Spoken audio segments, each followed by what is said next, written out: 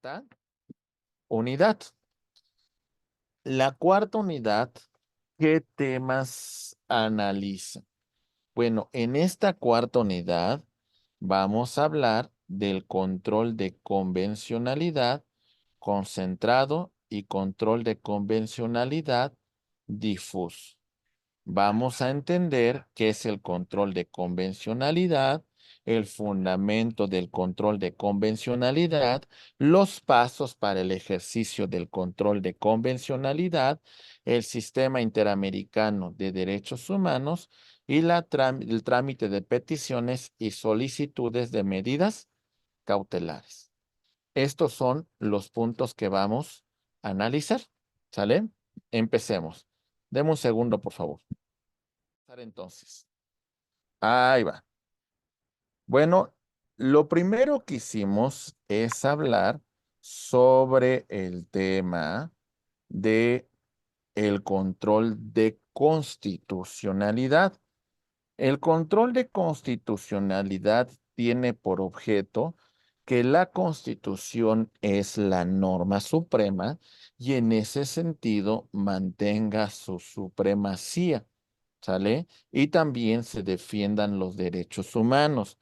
Ya mencionamos que el control difuso de constitucionalidad lo van a tener todas las autoridades, ¿sale? Todas van a velar por la supremacía de la Constitución, pero también tenemos un control concentrado de constitucionalidad. Este control concentrado de constitucionalidad, recuerden que se lo vamos a encomendar al Poder Judicial de la Federación y los entes que lo integran, como es la Suprema Corte de Justicia, el Tribunal Electoral del Poder Judicial de la Federación, los tribunales colegiados de circuito, tribunales colegiados de apelación, juzgados de distrito. Muy bien. Ok. Un ejemplo de control concentrado de constitucionalidad lo tenemos, por ejemplo, en el juicio de amparo, ¿sale? La controversia constitucional, la acción de inconstitucionalidad, por poner algunos ejemplos. Esos son ejemplos de control concentrado de constitucionalidad. ¿Sale? Muy bien. Vamos a poner una línea de un proceso. En un proceso de cualquier materia que ustedes me planteen, hay una serie de pasos que vamos a llevar desde la demanda hasta la sentencia. Ok. Si en esta acción hago un planteamiento de legalidad, que es lo normal que haría, pero también hago un planteamiento de constitucionalidad, vamos a encontrar, mis queridos amigos, que en este punto mencionaremos lo siguiente. Bien, cuando tengamos nosotros que el juez, la jueza, se tenga que pronunciar en esta sentencia, se pronunciará sobre el aspecto de legalidad planteado, pero también sobre la cuestión de constitucionalidad y convencionalidad. Muy bien, que la determinación que se dicte no es única, ¿ok? De aquí, si estamos inconformes, vamos a continuar, mis queridos amigos, y vamos a hacer un planteamiento en amparo directo contra esa sentencia, argumentando la cuestión de legalidad que estamos conformando, así como la de constitucionalidad. Muy bien. De todo esto, como hay una cuestión de constitucionalidad, el asunto podrá llegar a través de la revisión en amparo directo que conocerá la Suprema Corte de Justicia de la Nación. Estamos ejerciendo en primer lugar un control difuso de constitucionalidad y en el segundo caso un control concentrado de constitucionalidad. ¿Se entendió, compañeros? ¿Sí vamos bien? ¿Sí? Muy bien. Ahora estamos aterrizando el tema en el control de convencionalidad. Aquí, por ejemplo, tenemos un control concentrado y un control difuso. El control concentrado se va a encontrar vinculado a los órganos que integran el Sistema Interamericano de Derechos Humanos, la Comisión Interamericana y la Corte Interamericana de Derechos Humanos. ¿Sale? Pero previo a agotar el control concentrado, yo tengo que agotar el control difuso, que lo tienen todos los jueces, no importando su jerarquía, van a realizar este tipo de control. Muy bien. ¿Y cómo lo vamos a plantear? De la siguiente manera. Ahí les va. Iniciamos con un asunto de cualquier materia en un proceso ordinario. Aquí hago un planteamiento de legalidad, ok, pero también hago un planteamiento de convencionalidad. Se sigue todo el proceso. Y después tenemos que aquí el órgano jurisdiccional va a dictar sentencia. Muy bien. Ok. Esa sentencia, el juez de la causa tendrá que hacer un pronunciamiento de legalidad y de constitucionalidad. Muy bien. Ok. Una vez que esto ha ocurrido, ahora vamos a seguir, compañeros. Y bueno, sobre estos dos puntos, podríamos irnos al tema del amparo directo que va a conocer un tribunal colegiado de circuito. Muy bien. Este tribunal colegiado en sentencia se va a pronunciar sobre la cuestión de legalidad. Esto sí ya pondría fin a esta causa, pero si hay un aspecto de convencionalidad sobre esta determinación, vamos a presentar recurso de revisión a la Suprema Corte de Justicia de la Nación, que emitirá una resolución sobre el tema de convencionalidad difuso que se ha planteado, ¿eh? Muy bien. ¿Hasta aquí vamos bien? Ahora bien, si fuese el caso, mis queridos amigos, en la cual después de estos planteamientos no quedáramos conformes, Ahora nos queda ir ante la Comisión Interamericana de Derechos Humanos y plantear una petición sobre un tema de derechos humanos.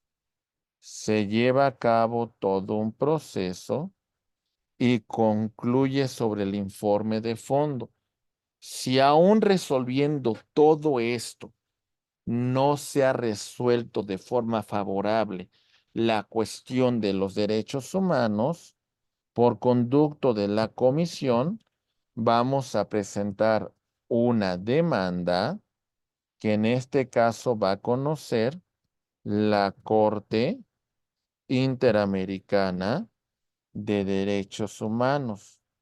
Esta corte va a llevar todo un proceso y sobre este caso va a emitir una sentencia. Esto es un ejercicio de control concentrado de convencionalidad. ¿Se entiende? De este punto a este otro sería un ejercicio de convencionalidad difuso.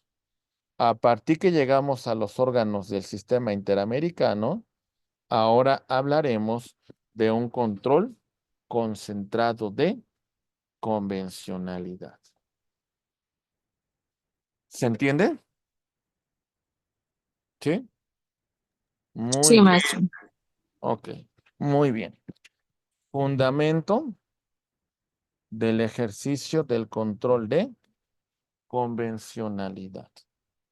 Fundamento internacional lo tenemos con la Declaración Americana de los Derechos y Deberes del Hombre, ¿sale?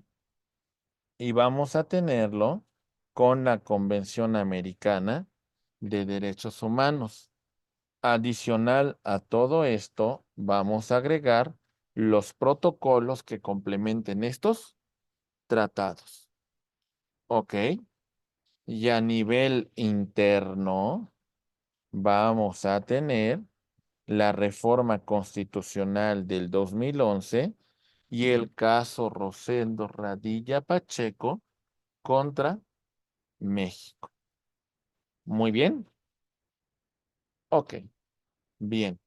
Vamos a ver, mis queridos amigos, que en este punto tendremos que revisar que en el ámbito, por lo menos legislativo, cuando los diputados o senadores o a nivel local, los diputados locales elaboren una norma, tendrán que verificar que esa norma esté acorde con la Convención Americana de Derechos Humanos, que esté acorde, que no se contradiga.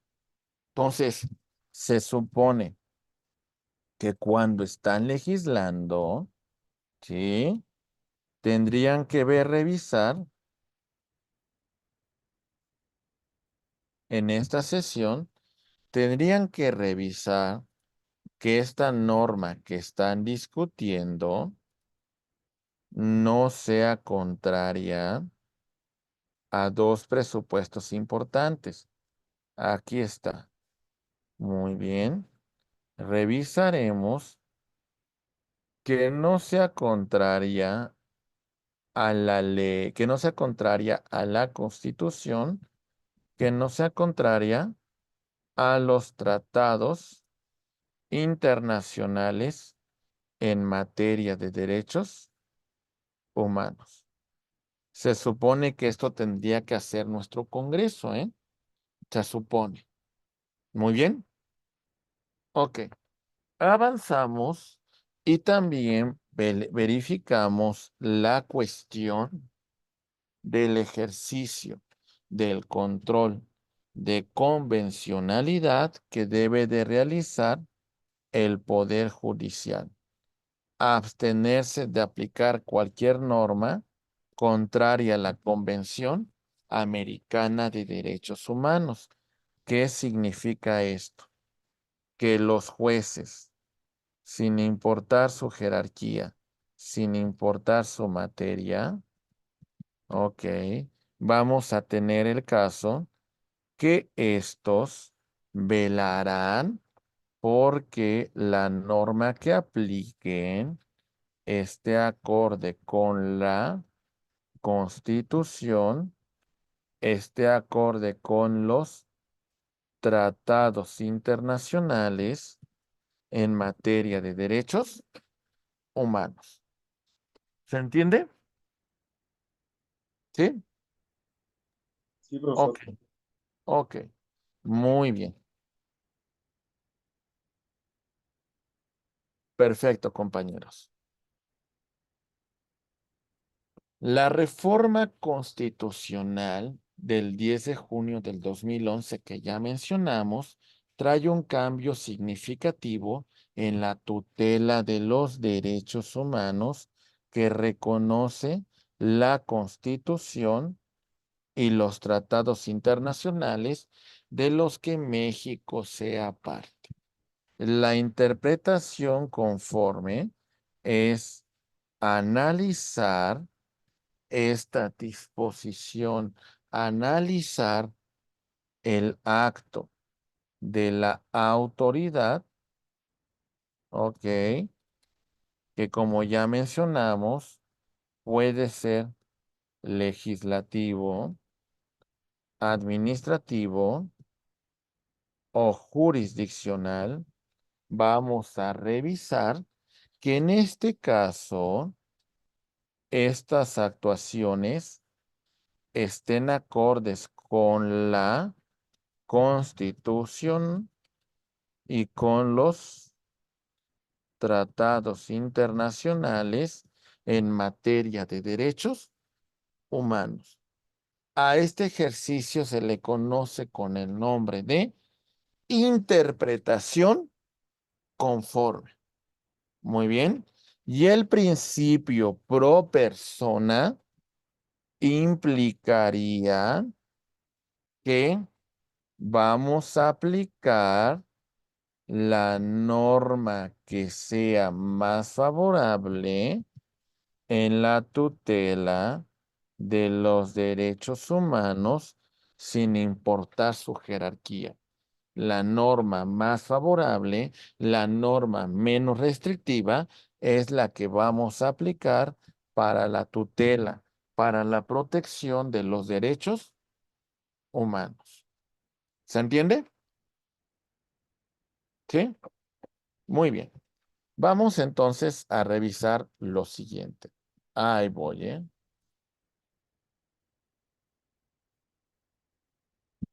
Muy bien. Atención, por favor. Muy bien. Vamos a revisar a don Sergio García Ramírez, que nos va a hacer un planteamiento sobre el sistema interamericano de derechos humanos. Ahí va, ¿eh? Muy bien.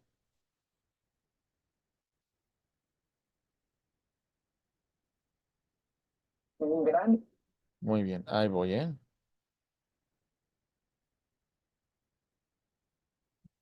Muy bien.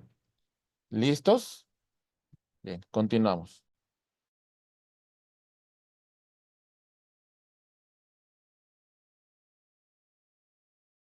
Interés entre los abogados mexicanos, también entre los estudiantes de Derecho, tiene que ver con el Sistema Interamericano de Protección de Derechos Humanos. Para hablarnos de algunos aspectos de este sistema, tenemos hoy el verdadero lujo, el gran privilegio de contar con uno de los mayores expertos reconocido a nivel nacional e internacional, un jurista de una talla verdaderamente inusitada, que es don Sergio García Ramírez.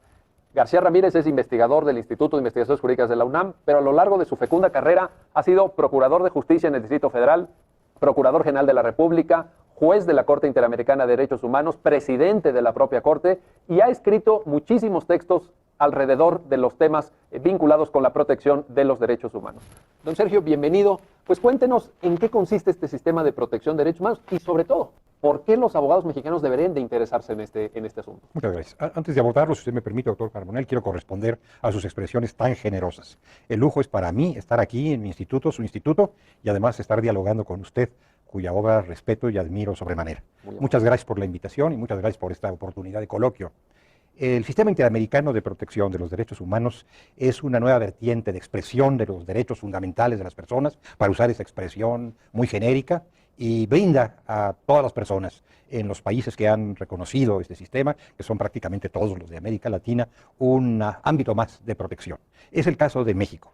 México, que como usted sabe, y lo ha escrito además excelentemente, reformó su constitución política hace relativamente poco tiempo, incorporó en su artículo primero un claro reconocimiento que existía, pero no con esa claridad, no con ese énfasis del sistema internacional de protección de los derechos humanos. Así que ahora estamos amparados, o debiéramos estarlo, por esa doble vertiente de los derechos fundamentales. Es decir, por un lado... La Constitución misma, con sus textos tradicionales, digamos, y los nuevos. Y por otro lado, los tratados internacionales que nos aportan nuevos medios de defensa y nuevos derechos. Pero mí usted preguntará. No, incluso al mismo nivel, ¿verdad? Al mismo nivel. Es decir, bueno, ahora ya parece que la diferencia entre derecho interno y derecho internacional pues, se refiere solamente a la fuente de origen, pero para efecto práctico nosotros tenemos todos los derechos de la Constitución y de los tratados internacionales. Esto es así. lo ha hecho usted con gran corrección y lo ha escrito con esa misma corrección, tanto usted como algunos otros juristas, por ejemplo el doctor Fixamullo. Tenemos derechos de doble fuente, una fuente nacional, el constituyente o el poder emisor de la Constitución, que son las normas nacionales, las normas que ya estaban en nuestra Constitución y las que se vayan agregando. Y por otra parte un derecho de fuente internacional, pero que es derecho nacional, que forma parte del ordenamiento nacional. Así que podemos invocar ambas fuentes para conformar un solo estatuto. Yo le llamo a esto, bueno, es una manera de expresarme, yo le llamo a esto el Estatuto Contemporáneo de los Derechos Humanos. El gran reto de los juristas mexicanos debe ser, entre ellos, uno de los grandes retos, digamos, es conocer estos tratados internacionales. ¿No le parece a usted que ahí tenemos un déficit? Es un gran reto, efectivamente, que tenemos todos, y cuando digo tenemos todos, por supuesto que me incluyo. El número de los tratados internacionales sobre derechos humanos, por una parte, y el de los tratados o pactos o convenios internacionales que contienen derechos humanos, aunque no sean sobre derechos humanos solamente, es muy amplio. La propia Suprema Corte de Justicia ha expuesto una lista de este número verdaderamente notable de tratados internacionales. Este es un punto muy importante que comenta don Sergio García Ramírez, ¿eh? No tenemos realmente una cifra muy exacta, muy concreta de cuántos tratados hemos suscrito, ¿eh? Porque además hay tratados sobre derechos humanos y hay tratados que aunque no son sobre derechos humanos, incluyen preceptos que versan sobre derechos humanos. No es un tema fácil porque hay muchísimos tratados y es muy importante de conocerlos para su aplicación en el ejercicio del control de convencionalidad. ¿Vale? Muy bien, continuamos.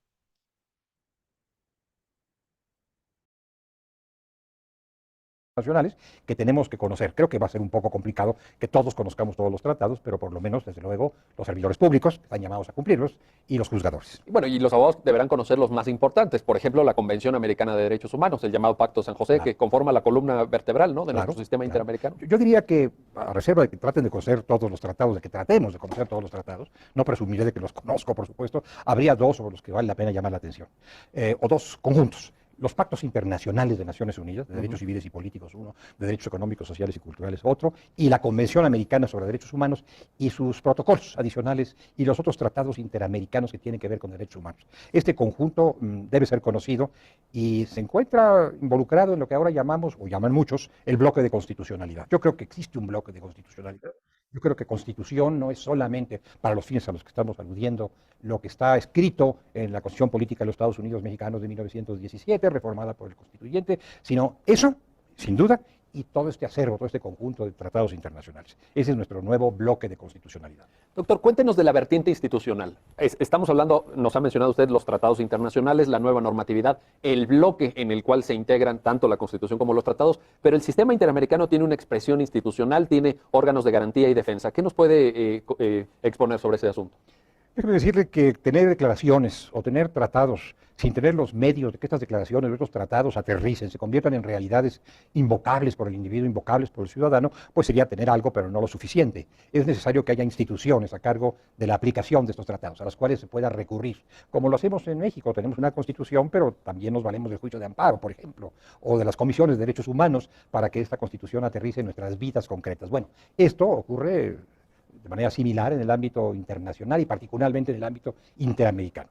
La Convención Americana prevé la existencia de dos organismos, uno de ellos es anterior a la Convención, el otro es posterior a ella, que son la Comisión Interamericana de Derechos Humanos, una especie de ombudsman, una especie de comisión a la manera de la nuestra nacional, una especie de fiscal, si se quiere. A veces Tiene una naturaleza jurídica mixta, digamos. Mixta, ¿no? digamos, mixta, pero suficiente, atractiva y eficiente además, por una parte. Y por otra parte, la Corte Interamericana de Derechos Humanos, que es un tribunal internacional, interamericano de derechos humanos, algunos dirían que supranacional, no me meto en estas clasificaciones, pero bueno, como quiera que sea, es el tribunal que resuelve, en caso de haberlos, los conflictos entre un Estado y alguna persona que se encuentra sujeta a la jurisdicción de ese Estado, cuando se alega que ha habido, como con frecuencia desgraciadamente hay, violación de derechos humanos que no ha sido corregida, que no ha sido enfrentada, que no ha sido resuelta por los tribunales nacionales. ¿Estas instituciones pueden conocer de casos mexicanos? Bueno, de hecho han conocido de casos mexicanos, quisiéramos que fueran menos los casos mexicanos, quisiéramos que todo se resolviese en México, porque estas instituciones tienen una competencia subsidiaria, complementaria, no principal. Entonces, Es decir, se tienen que agotar los recursos internos. se tienen que agotar los recursos internos, suponemos que los hay, en México ciertamente los hay, que son eficientes, suelen ser eficientes, y cuando esto opera y opera bien, pues no hay necesidad de pensar en la vía internacional. Me refiero no solamente a México, sino a todos los estados vinculados por esta convención. Pero cuando no operan las cosas como sería de desear, cuando la justicia principal, que es la nacional, no actúa con suficiencia o con eficacia, entonces se puede recurrir a la vía internacional después de haber agotado los recursos. Hay casos en que no es necesario agotar los recursos, pero no nos metamos en las excepciones, sino que en términos generales hay que agotarlos y solo después se va a la vía internacional por conducto de la Comisión Interamericana. Y desde ahí se puede eventualmente arribar. Ayer hace un planteamiento muy interesante don Sergio García Ramírez en la cuestión referente a agotar los recursos internos, un ejercicio de control difuso de convencionalidad antes de acudir al sistema interamericano de derechos humanos. ¿Se entiende, compañeros? Es decir, yo no puedo ir al sistema interamericano si no agoto los recursos internos para hacer efectivo esos derechos. Entonces, agotamos primero los internos y ahora sí después nos vamos al sistema interamericano de derechos humanos con estos dos órganos que le integran, la Comisión Interamericana de Derechos Humanos y la Corte Interamericana de Derechos Humanos. Seguimos. A la etapa ante la Corte Interamericana, que ya es una etapa judicial. No sé Estamos si lo hablando estoy expresando propiamente- adecuadamente sí, o sí, quisiera sí. usted que lo dijera No. de alguna otra manera, pero ese es más o menos el camino. Y termina con una sentencia. Termina con una sentencia de la Corte Interamericana, necesariamente, que, insisto, es un tribunal. Emite, como cualquier tribunal, sentencias, no recomendaciones. A ver, no. ese es un punto importante. Sí. Estas sentencias, luego entonces, entendiéndolas bien, son obligatorias para el país firmante de la Bueno, Convención el Americana. país se ha comprometido en la Comisión Americana en su firma, no es un compromiso moral, un compromiso ético, un compromiso político. Estamos hablando de un solamente. imperativo Es un jurídico. imperativo jurídico, está allí en la Convención. Los estados que lo han firmado, soberanamente lo han firmado, México lo ha firmado, en ejercicio de soberanía, están comprometidos a cumplir en sus términos las sentencias de la Corte Interamericana. Y eso es lo que ha venido ocurriendo, por fortuna, de manera creciente, porque muchas veces se pregunta, doctor Carbonell, y es una pregunta natural, si de veras se cumplen las sentencias de la Corte. Bueno, yo diría que crecientemente. No me atrevo a decir que algún tribunal del mundo vea cumplidas todas sus sentencias puntual y totalmente, esto sería un poco difícil, ¿no? Bueno, tampoco la Corte Interamericana y la Corte Europea, pero sí hay un cumplimiento progresivo, creciente de estas sentencias que son vinculantes, que son de obligatoria observancia para los estados y que deben ser puntualmente cumplidas. México no se ha resistido, afortunadamente, al cumplimiento. A veces se ha tardado en el cumplimiento. Hay algunas que están en curso de Hay cumplimiento. algunas que están en curso de cumplimiento, varias están en curso de cumplimiento. Hay algunas que son particularmente complejas, que contienen muchos puntos resolutivos o resolutorios, que no son de tan sencillo cumplimiento, pero se va avanzando. Ahora, lo que me parece muy importante, no es solamente que sea de cumplimiento puntual, por supuesto que es importante, es que el Estado mexicano, y esto lo digo en abono del Estado mexicano, no ha puesto piedras en el camino. No ha dicho, como a veces ha ocurrido en otros medios, no lo voy a cumplir porque no estoy de acuerdo con el sentido de la sentencia. Puede que no esté de acuerdo o puede que sí esté de acuerdo, pero es como quiero decir una sentencia de un tribunal nacional. Bueno, su etapa de estar de acuerdo o no estar de acuerdo pasa cuando se dicta sentencia. Entonces México ha reiterado que está atento a las sentencias y que las cumple. Pues es una buena noticia. Pues es una buena noticia después de muchos años de que esta noticia no nos llegaba. Finalmente nos llegó, ¿verdad? Finalmente México se comprometió con la Comisión Interamericana y ha comenzado a dar cumplimiento a sus resoluciones. Esto no es una visión paradisíaca del sistema.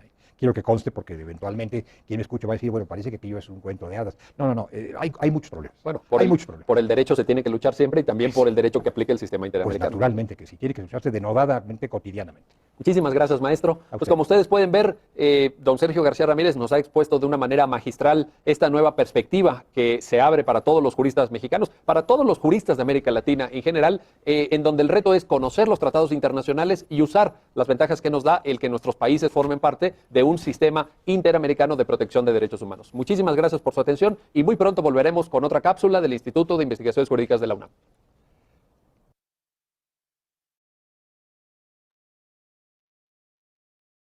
Muy buenos días. Muy bien. Ok. Bueno, después de ver el video de ese ilustre jurista mexicano que fue presidente de la Corte Interamericana de Derechos Humanos y que lamentablemente recientemente también acaba de fallecer, don Sergio García Ramírez, es importante verificar la importancia que tiene el sistema interamericano de derechos humanos. Ahora bien, después vamos a ver cuál es el ejercicio que vamos a tomar nosotros para el cumplimiento de este control de convencionalidad. Estos son los pasos que vamos a trabajar para ese ejercicio. Paso número 1. Partimos con el principio de constitucionalidad y de convencionalidad. Es decir, el acto de autoridad vamos a plantear, ¿vale?, que se encuentra dentro de los parámetros no solamente de constitucionalidad, sino también en el parámetro referente con la convencionalidad, ¿ok? Tratados internacionales. Entonces partimos con este ejercicio, que el acto de autoridad se encuentra pegado a la constitucionalidad y a la convencionalidad. ¿Vamos bien? Ok. Realizamos un ejercicio de interpretación conforme, ¿sí? La norma nacional conforme a la constitucionalidad, conforme a la convencionalidad. Entonces vemos a la ley y vamos a verificar en este punto que esta norma, ¿sale?, esté acorde con el parámetro de constitucionalidad, pero también con el parámetro de convencionalidad. Muy bien. Ok. En este sentido, vamos a desechar de cualquier norma. Bueno, vamos a optar por la interpretación más favorable, más efectiva en la tutela de los derechos y libertades. A este tema lo conocemos con el nombre de principio pro persona. Muy bien. Vamos a desechar interpretaciones incompatibles o de menor alcance protector. Si no se puede lograr la interpretación constitucional o convencionalidad conforme, se va a desaplicar para ese caso en particular la norma nacional. No tenemos la potestad de declarar que es inválida, porque eso le corresponde a otro ente, pero por lo menos nosotros vamos a desaplicarla. Muy bien. ¿Se entiende estos puntos que estamos exponiendo, mis estimados abogados? ¿Tenemos algún comentario hasta aquí? ¿Alguna duda? ¿Sí se entiende? ¿Sí o no? ¿Sí? Muy bien. Vamos a continuar y les voy a compartir el siguiente video, el cual hace mención al Sistema Interamericano de los Derechos Humanos. Ahí va. Atentos, por favor. Vamos a verlo.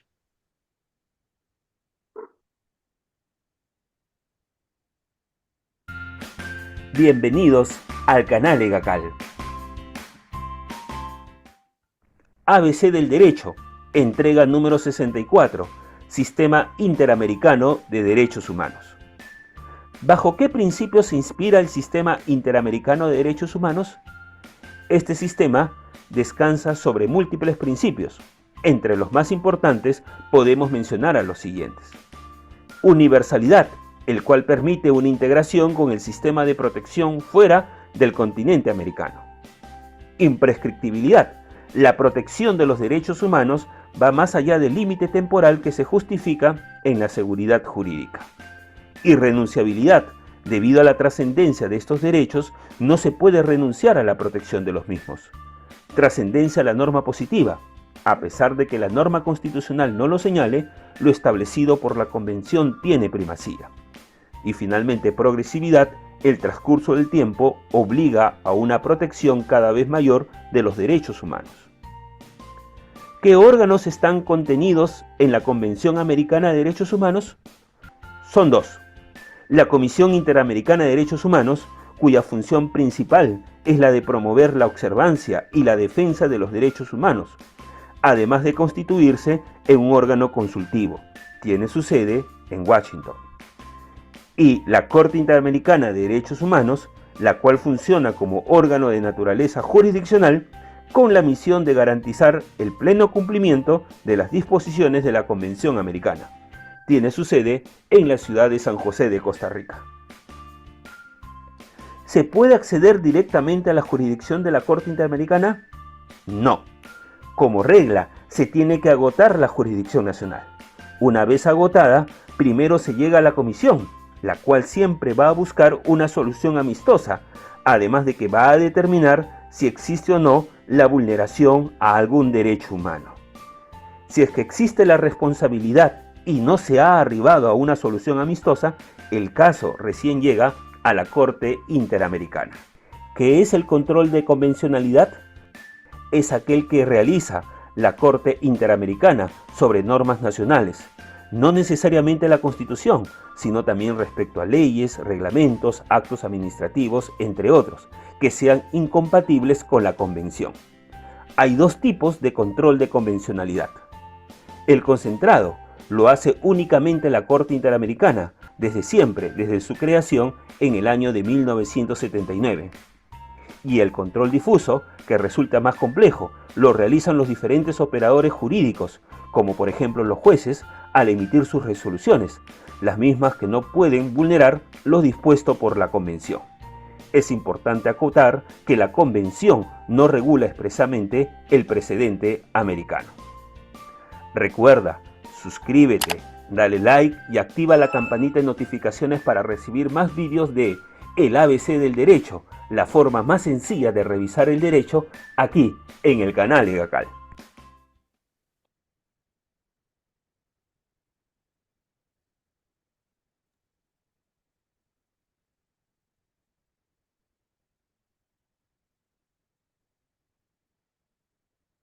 Muy bien, estimados amigos. Pues bueno, avanzando un poco más en nuestra exposición, vamos a empezar ahora sí de lleno con el Sistema Interamericano de Derechos Humanos. ¿Sale? En este tema vamos a empezar a hablar de la Comisión Interamericana de Derechos Humanos con sede en la ciudad de Washington, D.C. ¿Sale? Esta comisión. Mi estimado Luis Manuel, te escuchamos, por favor. En el caso de la sentencia de Campo Algodonero, en qué modificó la ley o se quedó la Constitución, perdón? ¿Hubo alguna modificación o reforma a la Constitución después de la sentencia del caso de Campo Algodonero? Si no más recuerdo, si hubo modificaciones, si bien es cierto, no tan trascendentes como el caso Rosendo Radilla Pacheco contra México, sobre todo el punto más importante tiene que ver con las leyes que se crearon a partir de Campo Algodonero y con la configuración del tipo penal de feminicidio. Entonces, esos son los cambios significativos que podemos ver en el caso Campo Algodonero contra México. Y con el caso Rosendo Radilla Pacheco, pues bueno, fue el impulsor de la reforma en materia de derechos humanos. Gracias, maestro. Muy bien. Ok.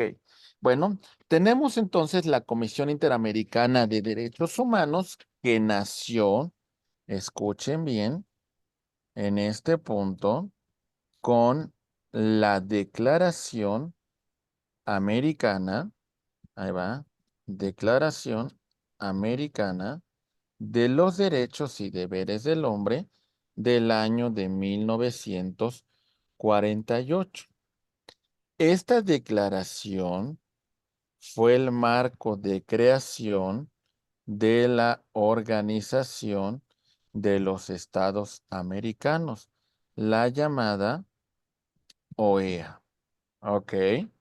A partir de la conformación de la Organización de Estados Americanos, vamos a ver que esta declaración fue un antecedente de la Convención Americana de Derechos Humanos. Y para la década de los 50, esta declaración crea lo que conocemos con el nombre de Comisión Interamericana de Derechos Humanos. Entonces, esta Comisión Interamericana se establece desde la década de los 50 en este caso, en el Sistema Interamericano de Derechos Humanos, teniendo como sede la ciudad de Washington, D.C. Y por otra parte tenemos a la Corte Interamericana de Derechos Humanos con sede en la ciudad de San José de Costa Rica. ¿Sale? Ahí tenemos su respectiva conformación. No todos los estados, no todos han aceptado la competencia de los órganos que integran el Sistema Interamericano de Derechos Humanos. Como podrán darse cuenta en este pequeño esquema, vemos prácticamente de México para abajo. Quitamos a Canadá, a los Estados Unidos, a Cuba, a Venezuela, a la Guyana y a varias islas del Caribe que no se encuentran dentro de este sistema. ¿Sale? Por lo que respecta a la Declaración Americana de los Derechos y Deberes del Hombre, vemos a todos los estados que conforman la Organización de los Estados Americanos. ¿Se entiende? Entonces les hago un planteamiento. ¿Podemos presentar un ejercicio de control de convencionalidad contra los Estados Unidos? ¿Qué me dicen ustedes, maestros? ¿Sí o no? No, no se puede. ¿De ninguna manera se podría, compañeros, o sí hay alguna manera?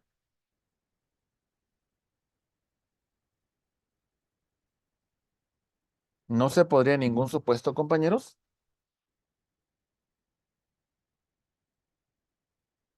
¿Qué me dicen? Sí podemos ejercer control de convencionalidad. ¿Se entiende? Pero mi referencia va a ser la Declaración Americana de los Derechos y Deberes del Hombre. Y acuérdense que con esta declaración solamente tenemos a la Comisión Interamericana de Derechos Humanos. ¿Vamos bien? Ante un caso de Estados Unidos, yo no puedo presentar como base a la Convención Americana de Derechos Humanos, ¿eh? No lo puedo hacer. Muy bien. Entonces, que nos quede claro, no podemos presentar una causa de la Convención Americana de Derechos Humanos en un asunto sobre un estado que no ha ratificado la competencia de este órgano. Entonces, cuando el planteamiento es con Estados Unidos, la aplicación del marco normativo va a ser la Declaración Americana de los Derechos y Deberes del Hombre. ¿Quedó claro? ¿Vamos bien? ¿Sí? Ok. Sí, profe. Seguimos. Sí, Muy bien. maestro. Perfecto, muy bien. Entonces, ahí tenemos nosotros el sistema y ya vimos que estados no se encuentran ahí involucrados, ¿no?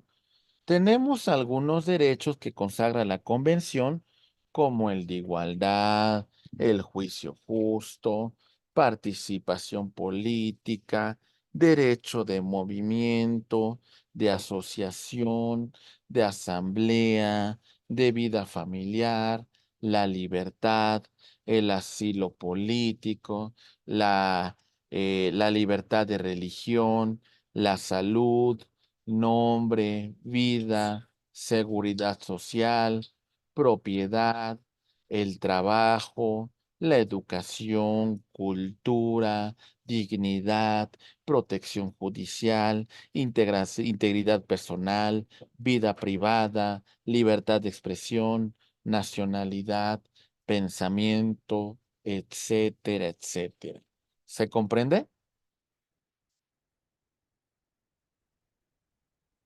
Muy bien. Son muchos derechos.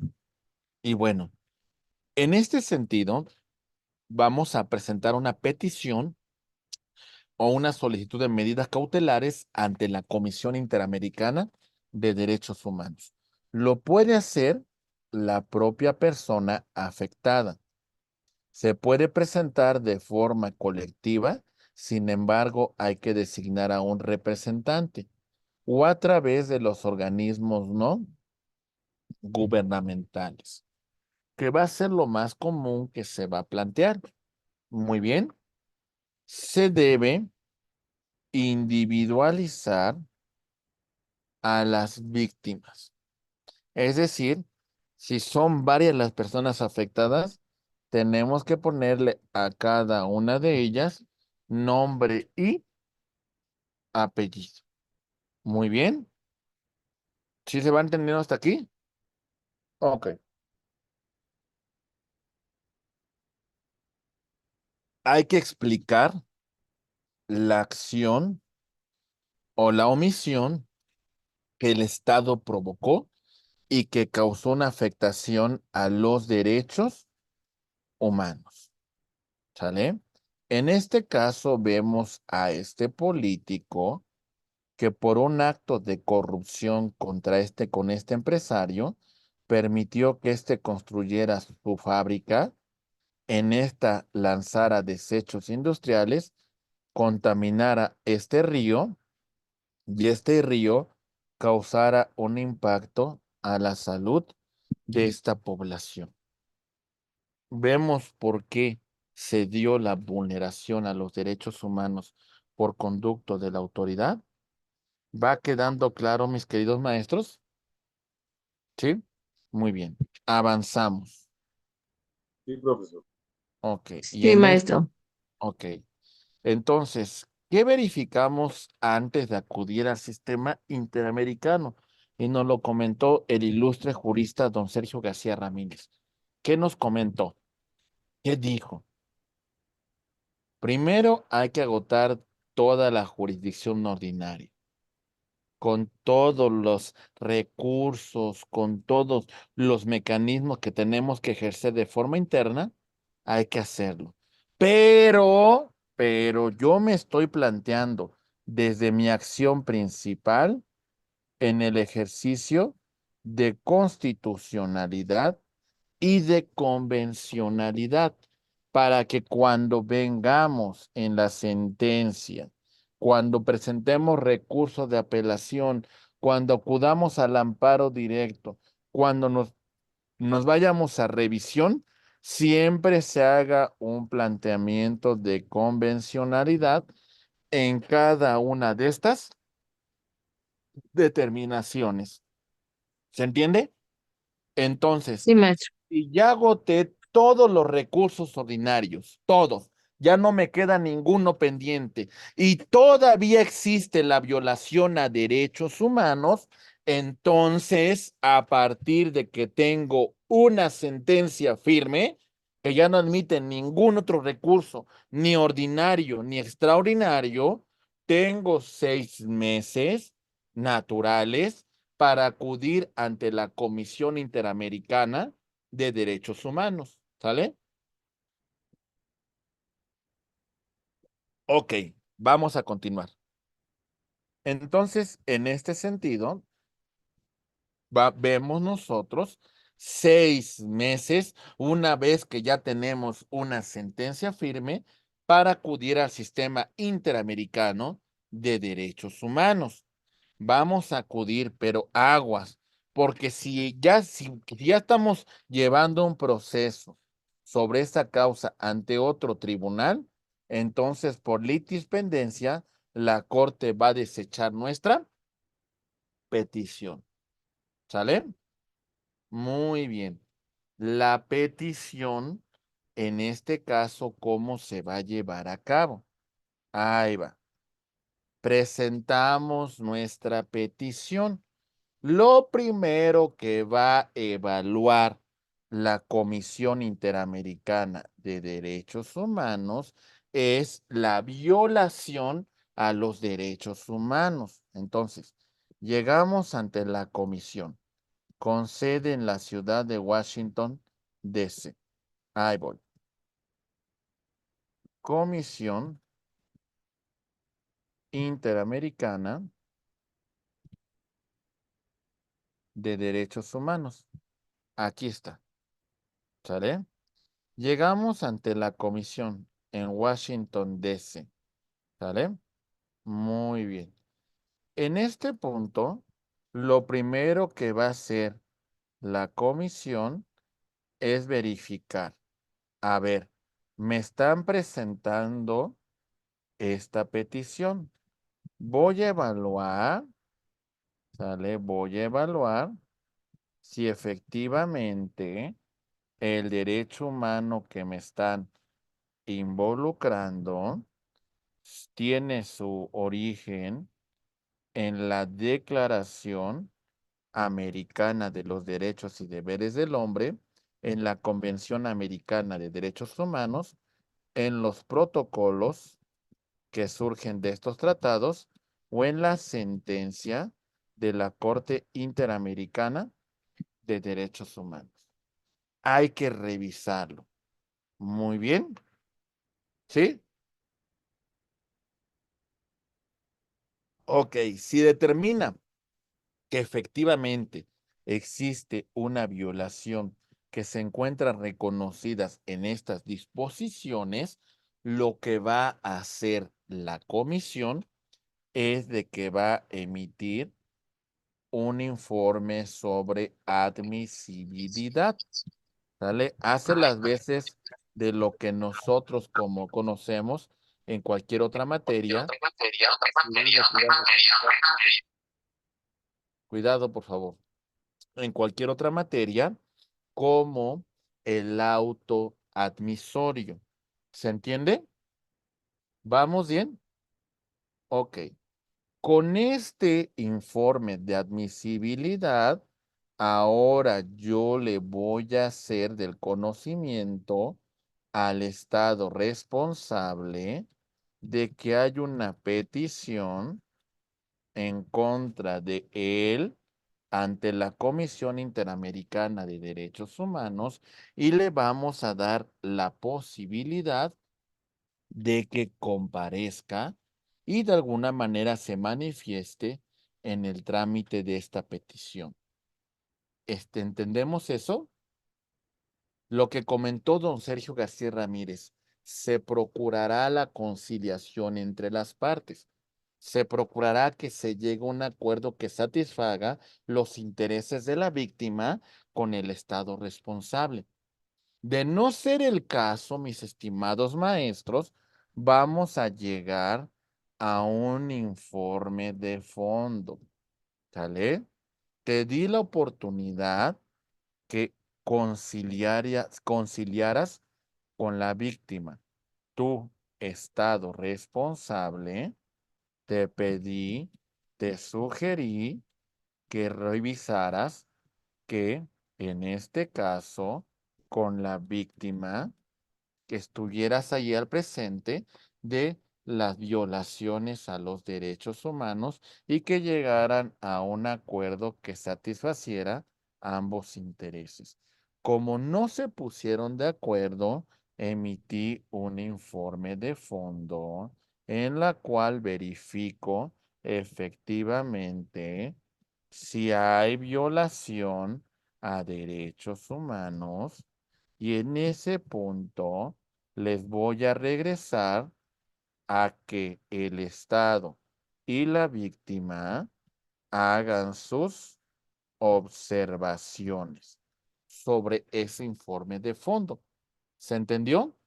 Si ese informe de fondo quedara ratificado, bueno, existe la posibilidad de plantear la controversia ante la Corte Interamericana de Derechos Humanos por conducto de la Comisión Interamericana de Derechos Humanos. ¿Algún comentario hasta aquí? ¿Alguna duda?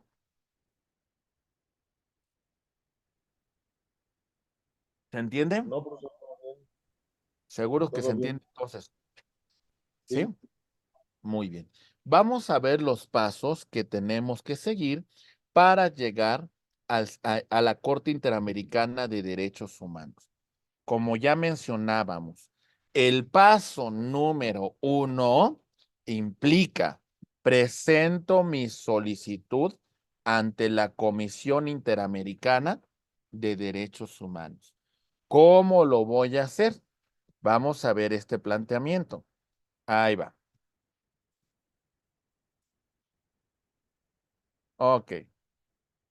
Tenemos varias posibilidades.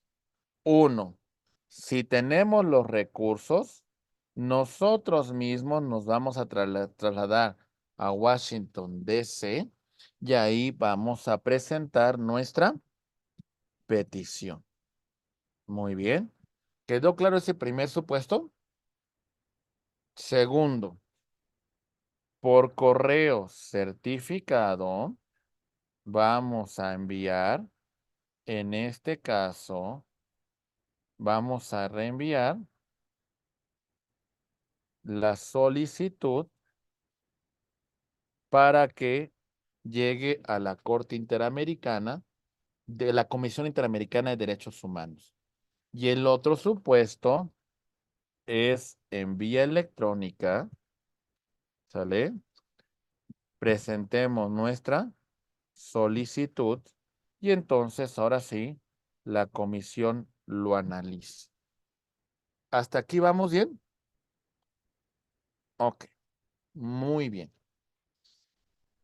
En el caso de que nuestro trámite haya sido admitido, va a operar un fideicomiso del Sistema Interamericano de Derechos Humanos, en la cual todos los gastos, tanto de traslado, ¿vale?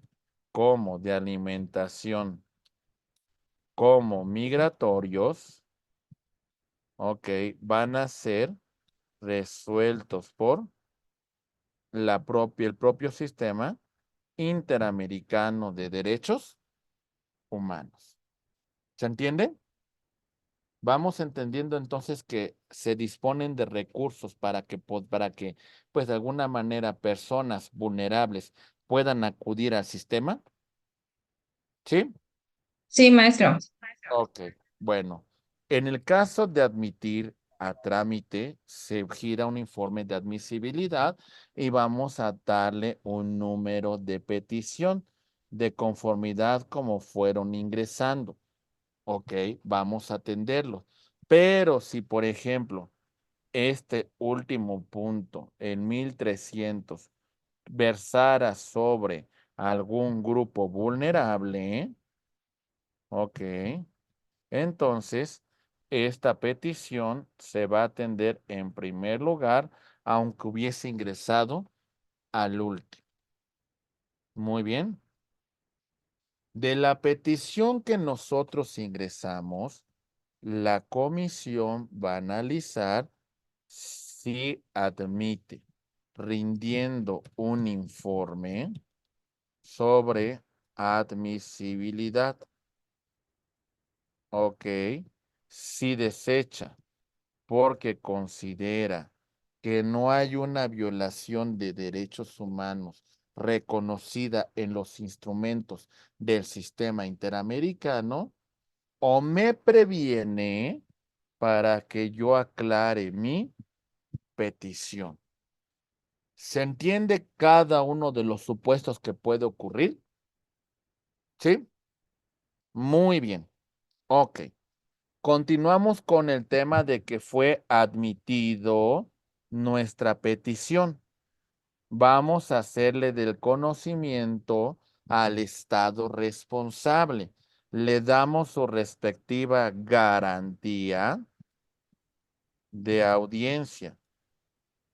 ¿Para qué?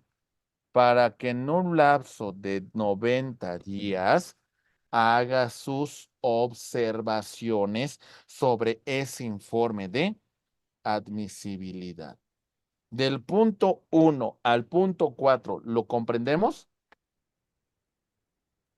Sí, profesor. Sí, sí, maestro. Sí, muy bien. Vamos a seguir. Ahí va. Perfecto. Y ya han transcurrido los 90 días. Más veces haces Cuidado, pasar de ese poder por los días. Cuidado con los micrófonos que acuérdense que es muy sensible la aplicación y prácticamente nos vamos a, se puede viciar el sonido. Ahora sí, tenemos la cuestión de que la comisión va a invitar a las partes a que lleguen a un acuerdo amistoso, ¿vale? Va a invitar a las partes de que dice, bueno, cuando yo te presenté el informe de admisibilidad, hay elementos que verifican que hay una violación a derechos humanos.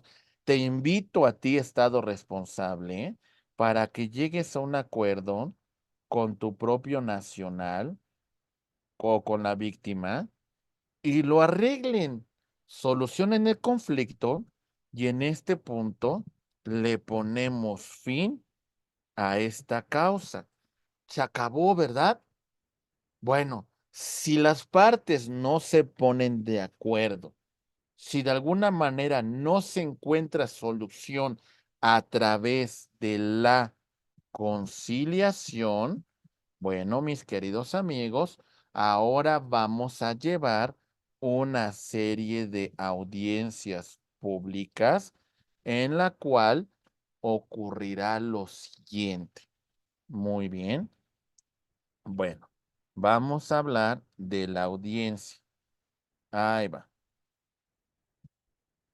Muy bien. Aquí veremos que va a ocurrir lo siguiente. Mucha atención, por favor. Dejen ver si tengo una figura de un tribunal. Bueno, no tanto así, pero bueno, les platico qué va a ocurrir. Muy bien.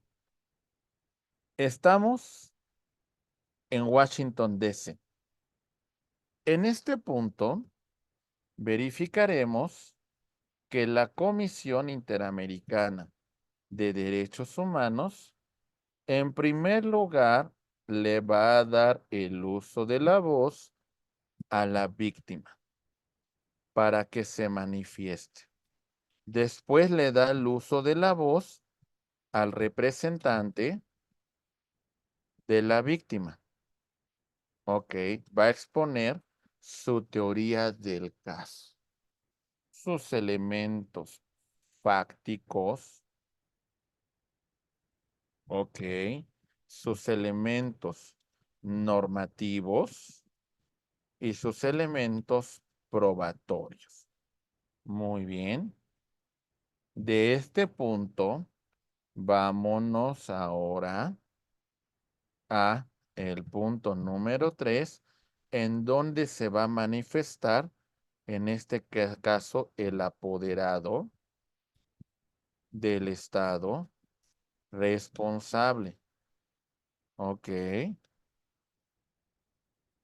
Y este va a presentar su teoría del caso. ¿Vamos bien? Ok. A esta primera intervención lo vamos a conocer con el nombre de alegato de apertura. Muy bien. Ok. Después de este alegato de apertura que presentan, nos vamos a un tema de desahogo de pruebas. Primero de la víctima y después las pruebas del Estado responsable. Ok. Una vez que se han agotado las pruebas, ahora lo que va a quedar es que la Comisión Interamericana de Derechos Humanos va a rendir un informe de fondo en la que va a determinar si hay violaciones a derechos humanos y de esta violación a derechos humanos, el Estado es el responsable. ¿Sale? El Estado es el responsable. ¿Lo comprendemos? ¿Sí vamos bien, compañeros? ¿Dudas? Sí, maestro, todo bien. Ok, muy bien. Perfecto. Seguimos. Seguimos con este estudio. Ahí va. Cuidado. Muy bien. Vamos a continuar. Bueno, ahora sobre este informe de fondo, se los vamos a presentar tanto a la víctima como al Estado responsable. Mi estimado maestro Molina, te escuchamos, por favor. Profesor, ¿nos podría dar un ejemplo de en qué caso podríamos nosotros utilizar un recurso para, o sea, en qué caso podríamos utilizar un recurso para la Comisión Interamericana? Un ejemplo. A ver, más que un recurso, mi estimado amigo, es un tema de litigio estratégico. Es decir, el asunto que usted esté revisando tiene que ser tan relevante en el tema de derechos humanos que usted prepara su caso para llevarlo hasta esta vía. ¿Sale? No lo sé, por ejemplo, ¿recuerdan que apenas pasó un caso muy mediático sobre un juez que dictó una resolución que liberó a una persona que presumiblemente había realizado actos de acoso y actos sexuales en contra de una pequeña y la liberó? O sea, si lo vemos en estricto sensu, cuando se presente la apelación, en esa apelación, los abogados de la defensa, en este caso, perdón, los abogados de la fiscalía, pudiesen hablar de un tema, o los asesores jurídicos de la víctima, pudiesen hacer un planteamiento de convencionalidad, verificando el interés superior del menor y pidiendo que en este punto se garantice el interés superior del menor. Esto implicaría en la apelación. La sala se pronunciará al respecto, ¿verdad? Pero bueno, si no nos satisfaciera la determinación de la sala, vámonos al amparo. Pero ya hicimos un planteamiento de convencionalidad. No lo estamos sacando así de la manga, ya lo hicimos. Y en ese punto, cuando llegue al colegiado, el colegiado también te tendrá que pronunciarse sobre la convencionalidad que hemos planteado. Y si la determinación no nos satisface, mi querido amigo, nos queda ahora sí presentar recursos de revisión en amparo directo que conocerá la Corte. Si tampoco nos satisface eso, ya hemos agotado todos los recursos en el ámbito interno. Ya no hay nada más que hacer. Ahora sí, el asunto lo podemos batear, lo podemos plantear ante el Sistema Interamericano de Derechos Humanos. Ya lo dijo don Sergio García Ramírez. ¿Cuál es el planteamiento? No te puedes ir directamente al Sistema Interamericano. Hay que agotar recursos internos. Y agotándolos, ahora sí, se va usted al Sistema Interamericano. Pero ¿de qué depende esto, mi querido amigo? Depende del planteamiento que usted haya hecho desde el inicio de la litis, desde acá. Aquí, si se fija, le pongo este planteamiento. Desde la litis inicial, usted hizo un planteamiento de convencionalidad. ¿Está preparando usted qué? El litigio estratégico. ¿Se entiende? Porque hoy en día, ustedes como futuros maestros en derecho procesal penal, no me basta que ustedes me digan, pues yo, pues conozco muy bien el Código Nacional de Procedimientos Penales y de alguna manera conozco algo de de la dogmática penal con la teoría del delito, conozco el tema de los delitos en particular y ya nada más. A lo mejor hace algunos años era suficiente, ¿eh?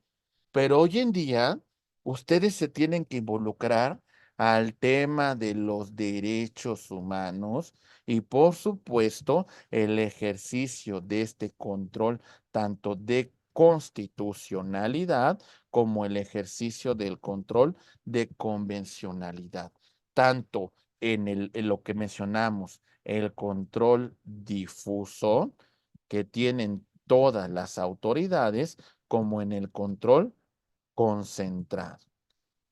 Entonces, para que usted llegue al punto del sistema interamericano, es porque usted ya tramitó todos los recursos en el ámbito interno. Ya agotó todo, maestro.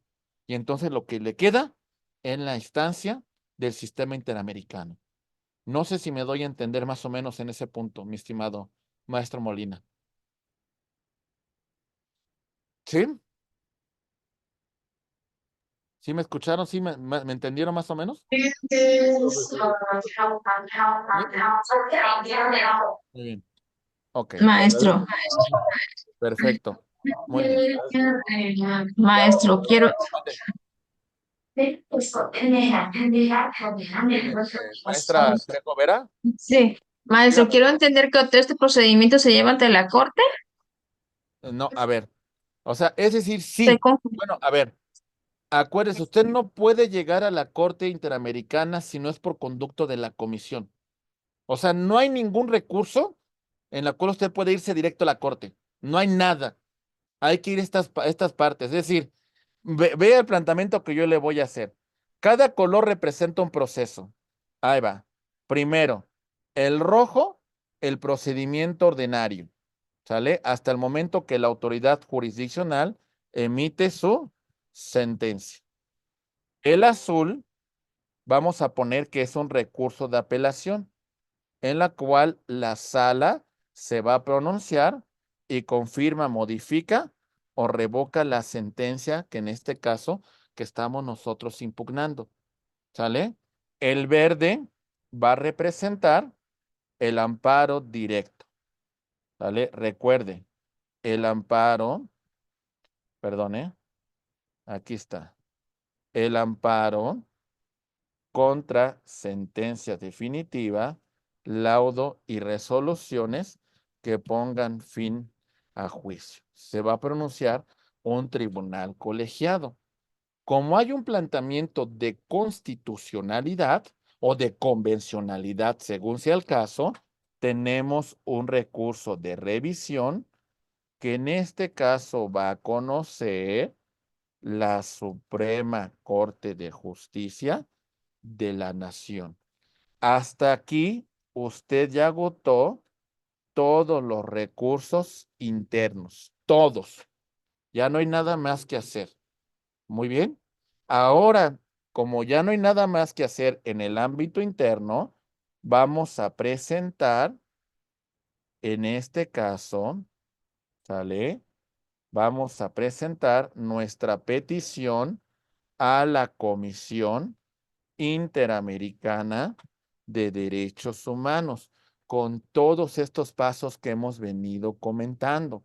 ¿Se entiende?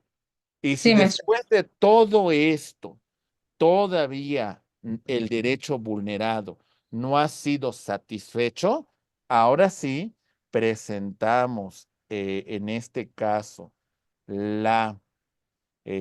vamos a presentar ahora sí la denuncia ante la Corte Interamericana de Derechos Humanos. Son una serie de pasos.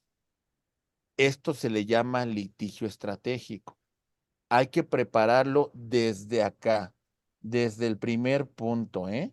Porque si lo queremos preparar desde acá, compañeros, pues ya no. Es un acto consentido, ni siquiera va a llegar ahí. El litigio estratégico es prepararlo desde la base, desde el principio, para que pueda tener trascendencia la causa que estamos presentando. ¿Se va entendiendo? Sí, maestro. ¿Vale? Muy bien. Bueno, ahí va. Seguimos avanzando. Y ahora, una vez que ya hemos visto todo esto, recuerden que ya llegamos al punto en la cual se nos invitó a conciliar. No conciliamos. Ya se llevó la audiencia pública en la cual comparecieron las partes, se desahoga la teoría, se lleva a cabo la teoría del caso, se desahogan pruebas y se rinde un informe de fondo. Notificamos a las partes este informe de fondo para que hagamos nuestras observaciones. Y después de todo esto, mis queridos amigos, ahora sí, con el informe de fondo y con el informe de admisibilidad, las partes tienen 4 meses para hacer sus observaciones. Han transcurrido los 4 meses. Bueno, ahora sí vamos a llegar ante la comisión, presentamos nuestras observaciones y la Comisión Interamericana de los Derechos Humanos va a confirmar, ¿vale? Va a modificar o va a revocar el informe, ¿vale? El informe de fondo que se ha planteado. ¿Se entendió? ¿Sí o no? ¿Sí? Sí, muchas gracias. Sí, muy bien. Ok. Vamos a avanzar, mis queridos amigos. Y bueno, en ese sentido, vemos que le damos al Estado responsable la posibilidad de que cumpla de forma voluntaria. Le vamos a dar otros 3 meses. ¿Vale? O sea, vean nada más que es un tema muy laborioso, ¿eh? Muy largo, muy complejo. Y ahorita les digo por qué. Porque en el sistema europeo de derechos humanos, ¿ok? En el sistema europeo, aquí hay 2 opciones. O me voy directamente, agoto los recursos internos del Estado para hacer efectivo el derecho humano, ¿ok? O no agoto la instancia interna y me voy directamente a la Corte Europea de Derechos Humanos sin agotar ninguna instancia interna. En Europa ocurre esto. Aquí no. Aquí hay que llevar toda esa serie de pasos para llegar hasta la Corte Interamericana de los Derechos Humanos. ¿Se entiende? ¿Sí? Bueno, estamos en el supuesto, mis queridos maestros, que la autoridad responsable dijo, pues no voy a cumplir con ese informe de fondo. No estoy interesado. Bueno, entonces, por conducto de la comisión, le va a decir a la víctima si está de acuerdo que eleven esta causa ante la Corte Interamericana de Derechos Humanos. ¿Sale? Y si la víctima está de acuerdo, ahora vean cómo va a cambiar la posición de la comisión. Lo dijo el propio don Sergio García Ramírez. ¿Qué dijo? Que funciona como un tipo de fiscalía ahora, ¿verdad? Porque ahora la comisión va a presentar la demanda ante la Corte Interamericana de Derechos Humanos. ¿Sale? Los documentos bases de esta demanda es el informe de admisibilidad y el informe de fondo. ¿Hasta aquí vamos bien? ¿Sí se entiende? Sí, maestro. Ujú. Ok. Ya estamos en la Corte de San José de Costa Rica. Y ahora, ante la Corte Interamericana de Derechos Humanos, vamos a ver lo siguiente. Muy bien. Ok. Bueno, entonces la Corte ya recibió la demanda. Aquí voy, ¿eh? La Corte ha recibido la demanda.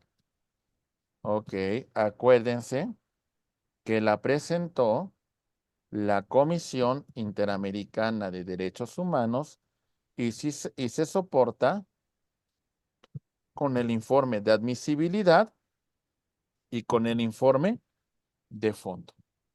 Muy bien. En base a esto, la Corte va a emplazar al Estado responsable. Ok, y el Estado responsable tendrá que dar contestación a esa demanda. Muy bien. ¿Se va entendiendo? ¿Sí o no? ¿Sí? Muy bien. Sí, Ok, maestro. ok. Aquí acuérdense que hay una teoría del caso en la demanda presentada por la comisión. Elementos fácticos sobre la violación de derechos humanos, elementos normativos y elementos probatorios. Lo mismo ocurrirá con la contestación de esa demanda por conducto del Estado responsable. Muy bien, se va a llevar una audiencia pública en la cual primero se presentarán los alegatos de apertura. Primero, la víctima, ¿sale? Por también su representante y también se manifestará la Comisión Interamericana de Derechos Humanos.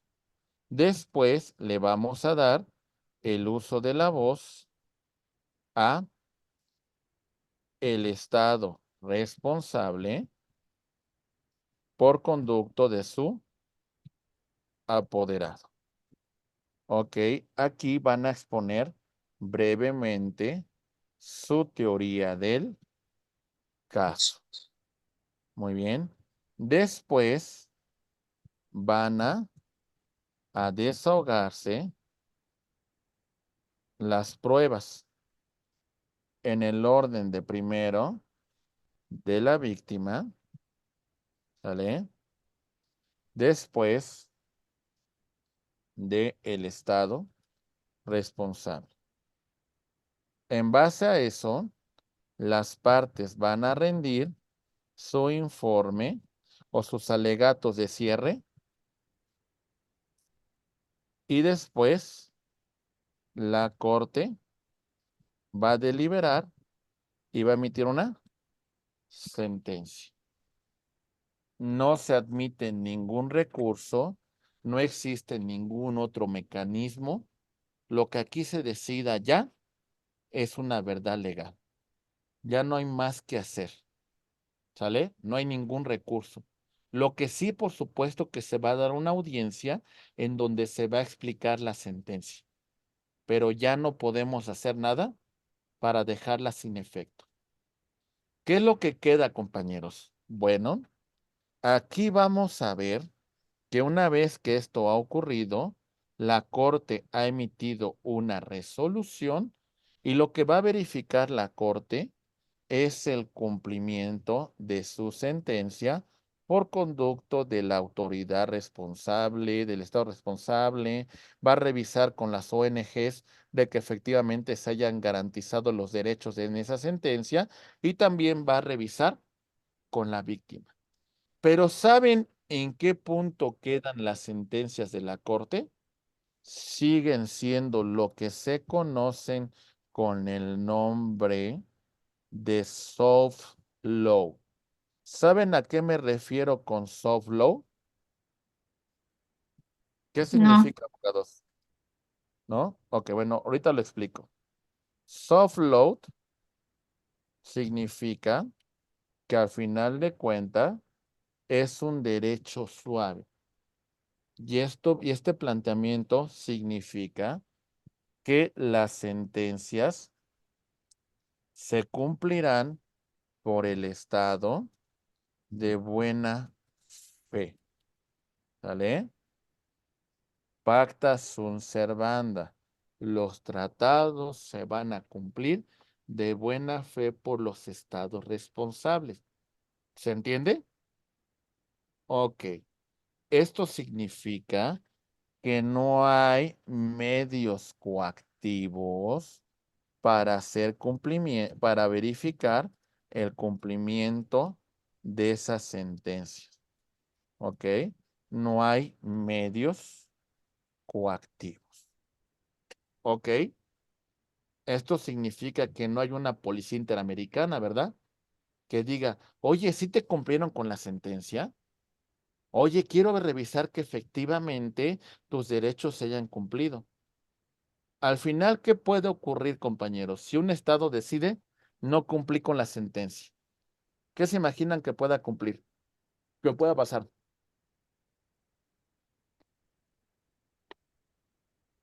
¿Qué ocurrirá?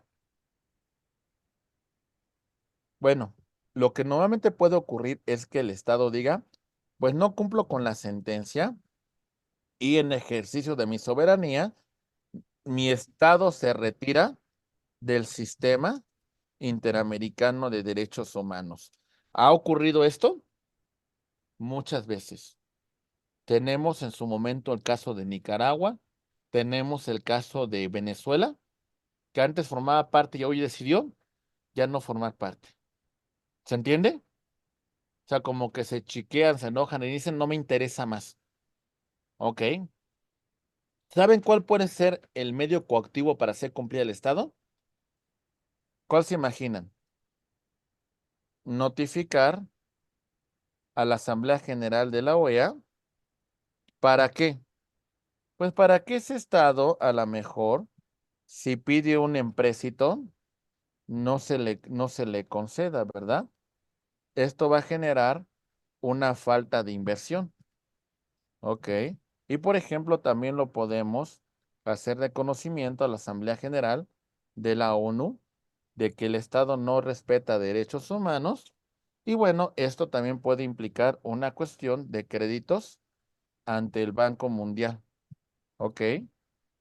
Es decir, esa es la manera que podemos presionar para que el Estado cumpla con las determinaciones que se han emitido en una sentencia. O sea, esto sí presiona, por supuesto, ¿no? Por ejemplo, honestamente, en Venezuela tenemos un problema serio. ¿Quién quiere invertir en Venezuela, compañeros? ¿A quién le interesa realmente generar convenios o acuerdos con Venezuela comerciales? A menos yo no he escuchado de muchas naciones que estén sumamente involucradas e interesadas en negociar con Venezuela, ¿verdad? No las hay. ¿Por qué? Porque si ustedes tuvieran muchísimo dinero y quisieran invertir recursos, ¿lo harían en un estado donde no se garantizan derechos humanos? Pues no, ¿verdad? Pues sería una locura.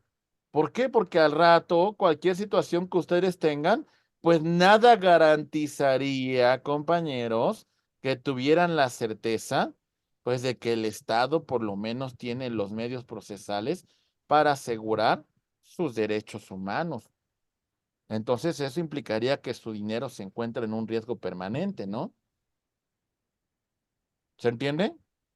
Los estados cumplen de buena fe con estas determinaciones. Los estados de alguna manera se comprometen con el respeto a los derechos humanos. O sea, en teoría, pues eso es lo que ocurrirá hablando de un sistema eh, de las sentencias de la Corte Interamericana de Derechos Humanos. ¿Se entiende, compañeros, o no? Sí. ¿Sí nos queda Sí, claro? ¿Tenemos alguna completamente. duda? ¿Mm? Sí, ¿Vamos bien? maestro, todo bien. Ok, muy bien.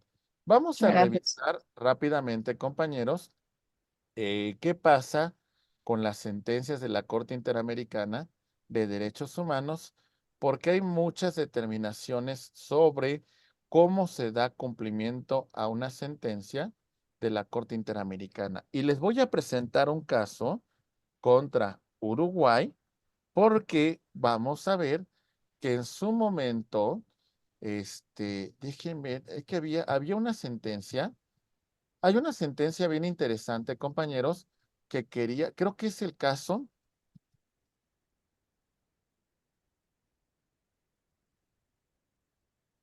ok, déjenme ver si lo encuentro.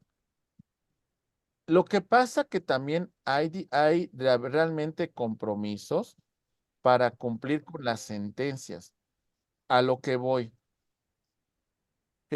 Por ejemplo, hubo una sentencia contra de México en la cual les voy a decir una cuestión. Incluso fue en el caso Campo Algodonero contra México. A ver, una de las resoluciones indicó que México tendría que pedir disculpas públicas, ¿sale? En televisión nacional, ¿sale? Disculpas públicas por la violación de los derechos humanos de estas personas en el caso Campo Algodonero contra México. Y les platico cómo fue. Pusieron una lona, como si fuera por ahí una fiesta, pero una lona bien fea y así muy X.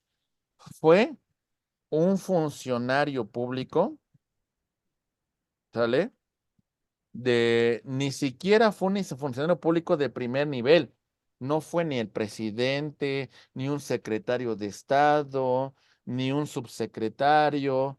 Fue un funcionario desconocido, ¿eh? Literal, desconocido. Y ofreció una disculpa pública, así en una conferencia de 5 minutos y se acabó. Se acabó. No hubo más. Y yo les quiero plantear que, por ejemplo, hay una sentencia contra Uruguay, que en ese momento el presidente era Pepe Mujica, y en el Congreso de Uruguay, ¿sale? Imaginen, en el Congreso de Uruguay, ¿sale? El presidente de la República en cadena nacional, e inclusive en ese momento no había ningún otro programa, ¿eh? En cadena nacional, en el Congreso, el presidente de Uruguay pide perdón a todos los uruguayos por la violación de los derechos humanos que ocurrió durante la Guerra Fría que se dio en Uruguay, que ocurrió durante las dictaduras. A lo que voy es que sí hay nivel de compromisos, ¿eh? Sí los hay. Hay estados que del todo no cumplen medianamente con las sentencias y otros que realmente se comprometen. Creo que ese es un punto central en relación de las sentencias. Pero ¿por qué mencionamos todo esto, mis queridos amigos? Bueno, lo mencionamos porque hoy en día no podemos entender un estudio de cualquier ciencia del derecho que ustedes me planteen solamente desde el plano de la legalidad. Si ustedes se conformaran de entender el derecho penal solamente desde la legalidad, van a tener bastantes complicaciones. ¿Por qué? Porque entonces ustedes se van a centrar solamente en la aplicación de la norma sustantiva en materia penal, que serían los códigos penales y el Código Nacional de Procedimientos Penales. Y eso los limitaría bastante en su ejercicio profesional, ¿eh? Bastante. Esa es la palabra correcta, ¿eh?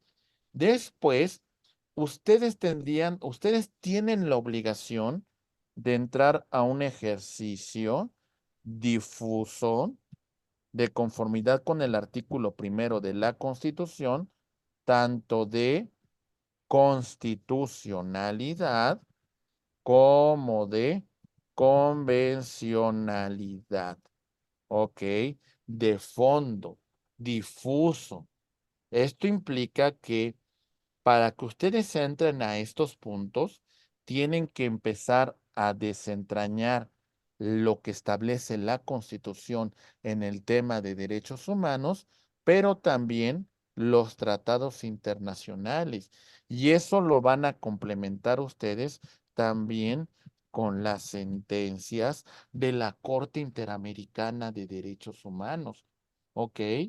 Y esto es un ejercicio mucho más amplio, porque no solamente se aplican estas sentencias, sino también imaginen ustedes el tema jurisprudencia interna que también tenemos. La ciencia del derecho requiere especialistas muy preparados sobre estos temas. Ya no podemos entender a ninguna materia del derecho si no ampliamos todo este conocimiento. Por eso hoy en día se habla de los derechos fundamentales y el sistema acusatorio adversarial.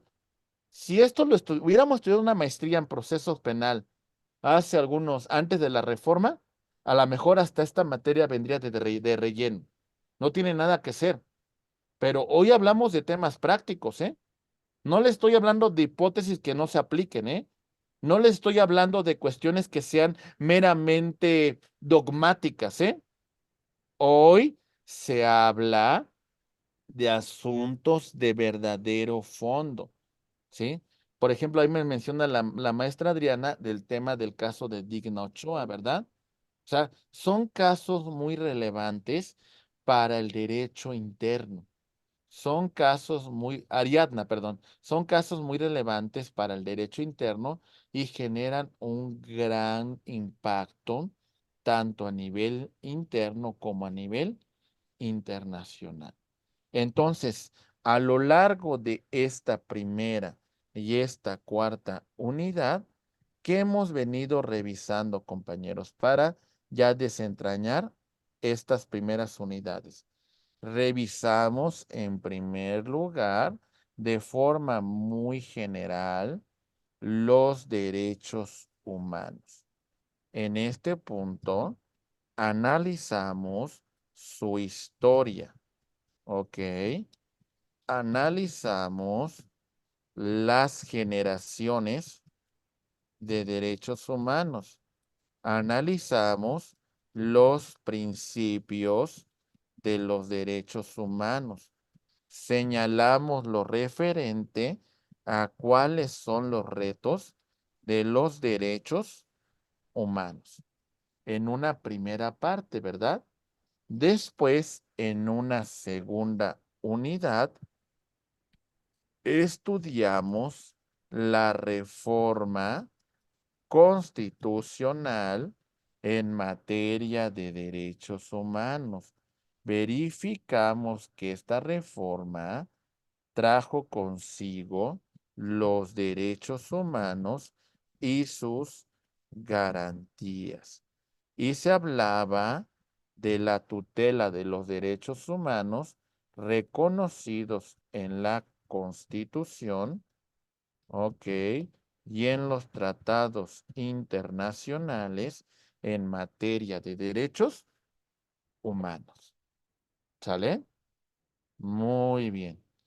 Explicamos la diferencia entre derechos humanos, derechos fundamentales y las garantías. ¿Sale? Para pasar a una tercera unidad en la cual nosotros hablamos de, en general hablamos del control de constitucionalidad. Ok. Destacamos la importancia que tiene la supremacía constitucional a través de el derecho procesal constitucional. Hablamos de el derecho procesal constitucional, de las libertades, ¿sale? Hablamos del derecho procesal constitucional orgánico. Hablamos del derecho procesal constitucional en un aspecto transnacional. Ok. Hablamos del derecho procesal constitucional también dentro de un ámbito local. Muy bien. Ya hablamos de los sistemas de control de constitucionalidad, destacando el político, ok, hablando del jurisdiccional, del concentrado, del difuso, del abstracto, del concreto, ¿sale? Después de todo esto, en esta cuarta unidad, ahora hemos hecho referencia al control de convencionalidad, ¿ok? En su vertiente de control de convencionalidad, difuso, ¿ok? Y el control de convencionalidad concentrado, ¿ok? Destacamos de todo el cómo se conforma el sistema interamericano de derechos humanos. Y en este punto sobre el sistema interamericano de derechos humanos, hablamos de la Comisión Interamericana de Derechos Humanos y de la Corte Interamericana de Derechos Humanos. Hablamos de todo el proceso que tenemos que llevar para que una causa pueda llegar a la Corte Interamericana de Derechos Humanos. ¿Sí? Hablamos de todo lo que tenemos que agotar, todos los recursos internos que tenemos que promover para que después presentemos nuestra petición a la Comisión Interamericana de Derechos Humanos y posteriormente la causa pueda llegar hasta la Corte Interamericana de Derechos Humanos. Todo esto es el planteamiento que hemos hecho de la unidad número 1 a la unidad número 4. ¿Se entendió, compañeros? ¿Vamos bien? ¿Sí? Sí, Sí, ¿Está maestro, completamente. perfecto. ¿Está claro los puntos que hemos analizado hasta aquí? Sí, maestro. Sí, Muy Sí, bien. todo. Ok, muy bien. Entonces, prácticamente, ya en la siguiente unidad, que será regresando de los sagrados alimentos, vamos a empezar, mis queridos amigos, a una materia muy general que versará sobre el proceso penal acusatorio, desde una forma introductoria, meramente. Por supuesto que no voy a entrar al fondo porque ustedes van a tener materias que sí involucrará entrar al fondo de todo el proceso penal. No es el caso que tenemos que exponer aquí, pero bueno. Entonces, mis queridos amigos, en este punto vamos a quedarnos para, después de los alimentos, regresar con la exposición de nuestro tema. Muy bien. Bueno, prácticamente ya son las 2 de la tarde.